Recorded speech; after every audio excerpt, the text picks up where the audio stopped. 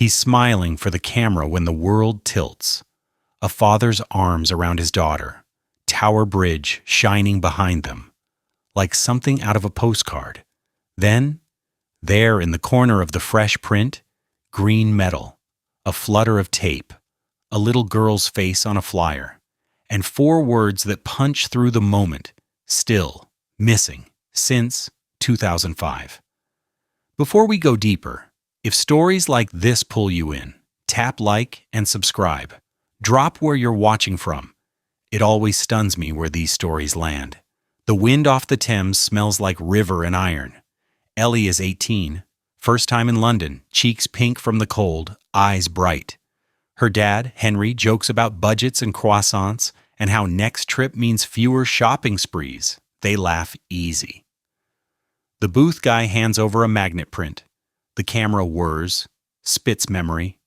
Henry glances once. Something in his face hardens, then softens too fast. He pockets the photo. "We'll look at it at the apartment," he says, voice light, feet already turning away. This is where it gets strange. A 5-minute walk, a narrow flat on a quiet street. Mom, Lisa, asks about breakfast, kisses Ellie's hair, opens the bag like it's a small ritual. Family noise, clink of mugs, scent of butter and warm paper. Henry fidgets with the trash bag, says he'll take it out, get air. He always needs air, even back in the States. The door sighs behind him. Ellie hunches on the sofa, phone up, editing warmth into the photo. Brightness, contrast, sharpen. The perfect father-daughter shot, blue sky, old stone, the bridge like teeth, and that green bin, the flyer. She pinches to zoom, pixels breaking. A child's face, more shape than detail, but there's a hit inside her chest like a missed step on stairs. Familiar? How? She shrugs it off, posts the picture. Caption with a heart. The apartment hums. Lisa smiles. Nothing feels wrong yet. They step out again, just 2 of them, to wander back by the river, and there he is, Henry, standing at the very spot they posed. His hands are on the flyer, not reading, ripping. He folds it fast, clumsy, like paper might fight back. He stuffs it deep in his jacket. "Dad?" Ellie asks. "Why are you taking that down?" He fakes a laugh that doesn't reach his eyes. "You're sensitive. I didn't want you upset." He cleans his hands like the paper's dirty, like it could stain. They keep walking. The sky is postcard blue, seagulls squawk. A busker plucks a guitar 1 street over, and every sound feels a beat too loud. Ellie tells herself it's nothing, because it's easier that way. But the little girl's face keeps rising in her mind like a bubble that refuses to pop. By 1 o'clock, they're hungry. A cafe near the park. Metal chairs, flower boxes, drift of bread and garlic. The stream of notifications vibrates in Ellie's palm. Friends drop hearts, jokes, fire emojis. Then one comment snags her breath. "That kid on the flyer looks just like you. Mini you." "Wait, what?" Ellie stares. The photo again. Thumb zooms in. Her heart does that slow, dull thud of a drum at the edge of a parade.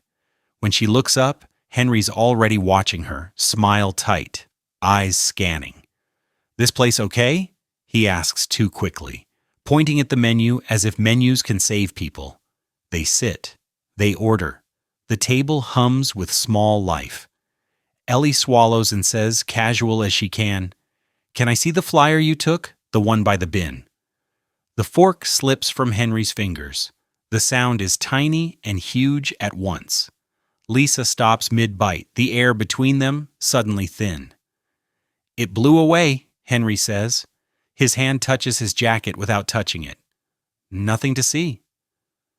"You put it in your pocket," Ellie says, soft. She's not accusing, not yet. She just wants the ground back under her feet. Lisa clears her throat. "What flyer?" The lie lands and sits there, blinking. This is where it gets dark. Across the park, a woman is taping a new flyer to a lamppost, Hands quick, movements practiced. Her face turns and time folds. Henry coughs so hard he nearly chokes. Lisa's fork hovers in the air and doesn't move. Their no comes too fast when Ellie asks if they know her.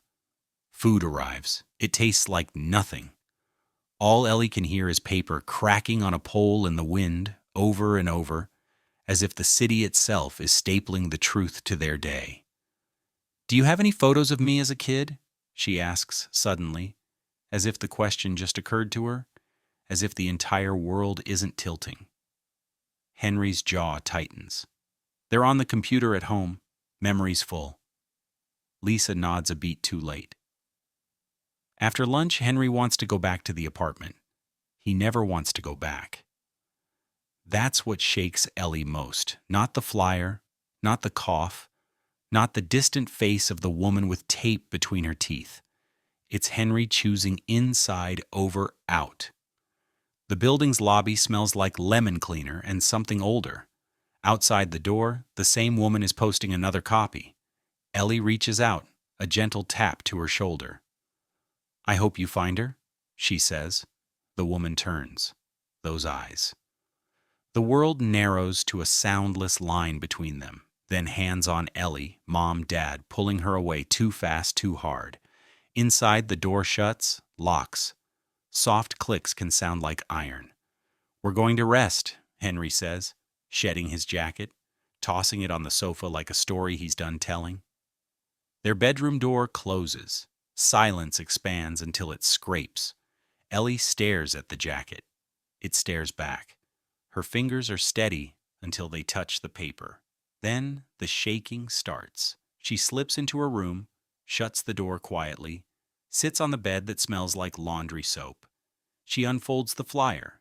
Sarah Wells, age 3, last seen Hyde Park, 2005, 18 years ago. Ellie's breath shortens. The numbers line up with a horrible, neat click in her mind. She lifts her phone, snaps a close-up. Her pulse in her tongue, her ears, her wrists. She refolds carefully, creasing on old lines as if not to leave fingerprints on fate. Back in the living room, the jacket, the exact pocket, the exact angle. She makes it look untouched. The bedroom door is a thin skin between lives. Behind it murmurs. She moves closer. The paint is cool. The voices sharpen. She keeps asking about the photo, Henry whispers, the panic leaking through. She can't find out, right? "It's either we tell her," Lisa says, voice shredded, "or she discovers it and hates us. Henry," a breath that sounds like breaking, "we kidnapped her. She'll hate us." The words hit Ellie like a wave that doesn't stop when it reaches shore. She pushes the door without meaning to. It opens. They freeze. So does she. "Mom?" The word tastes wrong now, metallic. "Dad?" Silence is a living thing in the room. Then Henry starts to weave another lie, the kind that served them for years. Ellie cuts it down with 4 words that sound like someone else. "Stop lying to me." Something collapses inside him. He sags, nods once, sits, and then the story spills out the way wounds bleed. Hyde Park. A busy afternoon. A staged spill. A promise of ice cream. Fake papers. A ticket to the States. New names. A little girl who trusts too easily because the world teaches children that adults are safe until the day it doesn't. The living room shrinks around every sentence. Ellie stands very still so she doesn't fall. She hears one line above all others, spoken like an excuse and a prayer.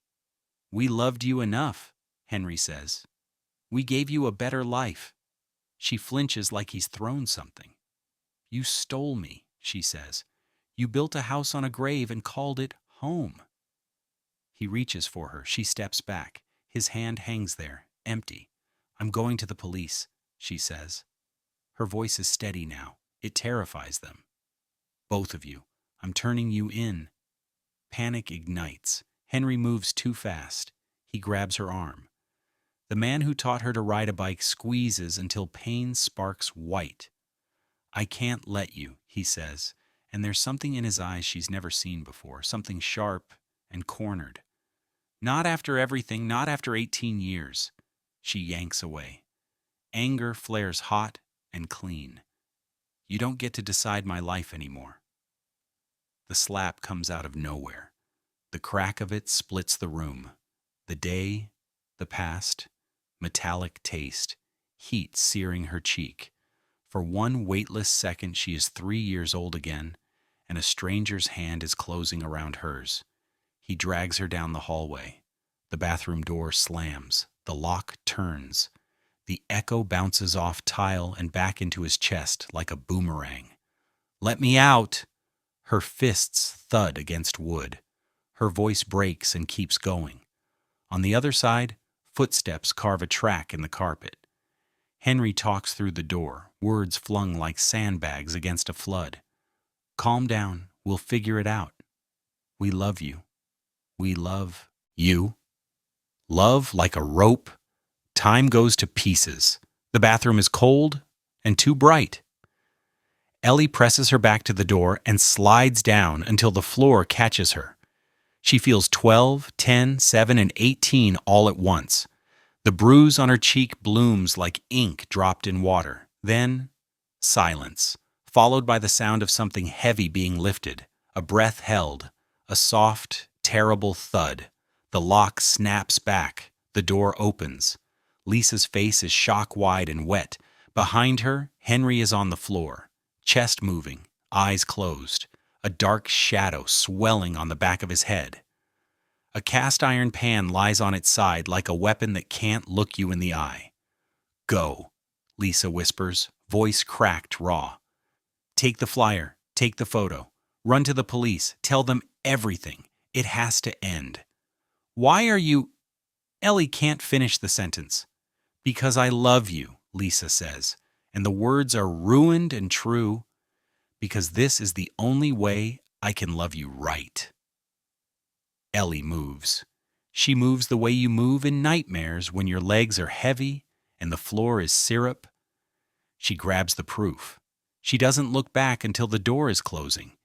And even then she doesn't see her mother sink to the floor, hands shaking, whispering something that could be prayer or apology.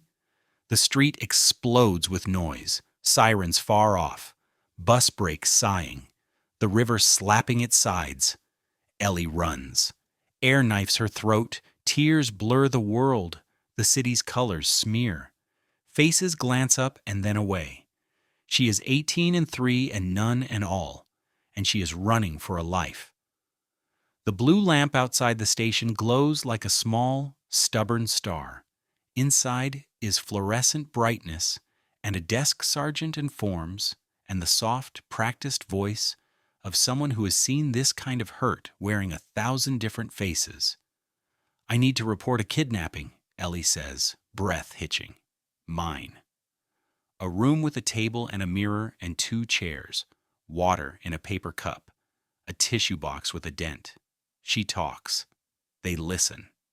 She hands over paper and magnet and blood on her lip. They swab her cheek. They call people whose numbers have been waited on for years. The door opens, and the room fills with a presence Ellie felt once, a few hours ago, like gravity reaching through glass. The woman from the lamppost steps in and stops, one hand to her mouth, the other already shaking. Behind her, a man whose eyes are the exact color of Ellie's when the sun hits them. I knew, the woman breathes. When you touched my shoulder, I knew. Arms around her. The smell of a stranger that isn't strange, a chest that shakes with quiet sobs, a hand on her hair.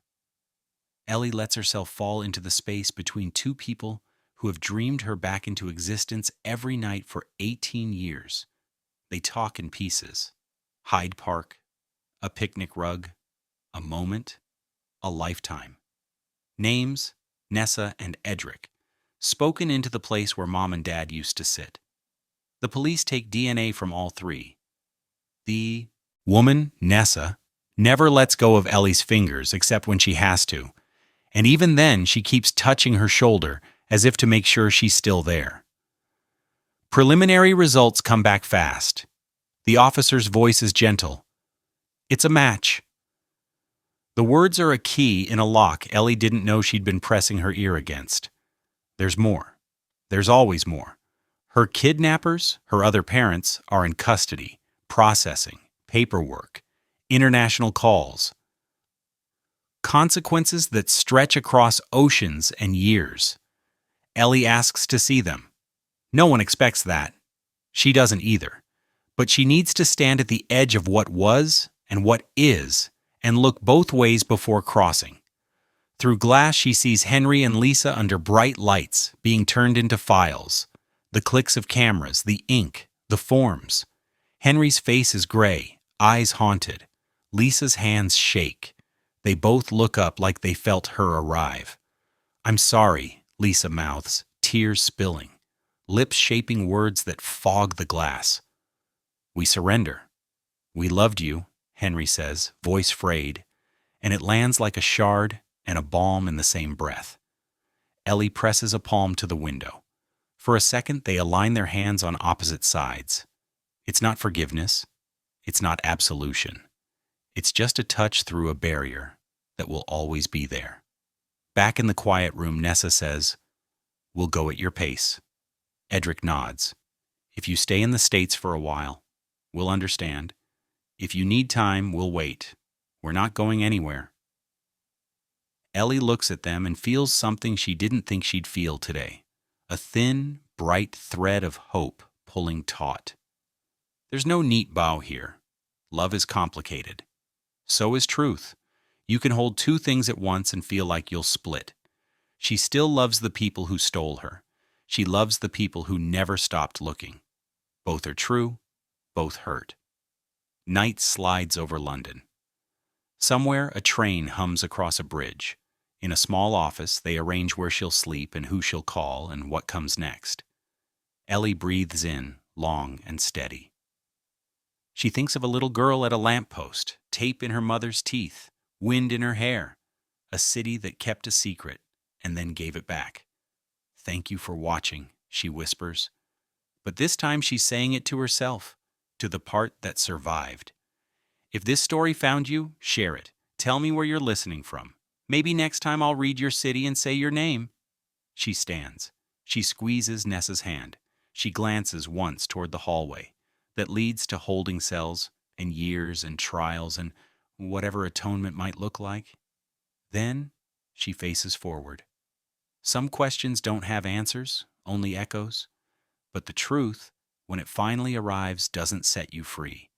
It gives you something new to carry, and somehow, you learn its weight.